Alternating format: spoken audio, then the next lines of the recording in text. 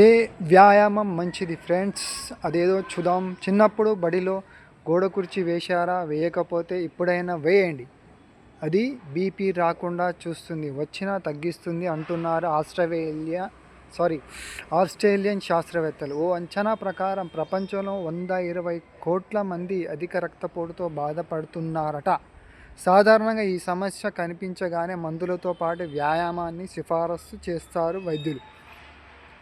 అదే వ్యాయామాలు చాలా రకాలే ఉన్నాయి, కానీ వాటన్నిటికన్నా గోడ కుర్చీ, ప్లాంక్, హాఫ్ ప్లాంక్ లాంటివి బీపీ నివారణకి అత్యుత్తమమైనవని తేల్చారు ఆస్ట్రేలియన్ న్యూ ఇంగ్లాండ్ విశ్వవిద్యాలయం శాస్త్రవేత్తలు. ఈ తరహా వాటిని ఐసోమెట్రిక్ వ్యాయామాలని అంటారు. యోగాసనాల్లో తాడాసనం, వీరభద్రాసనం వంటివి ఈ కోవలోకి వస్తాయి.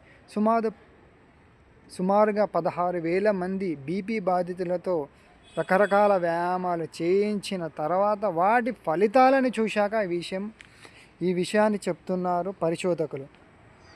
ఈ తరహా వ్యాయామాల వల్ల బీపీ సుమారు 14% తగ్గడం గమనించారంట ఫ్రెండ్స్. అంతేకాదు, వీరిలో గుండెపోటు ముప్పు కూడా 22% తక్కువగా ఉందంట.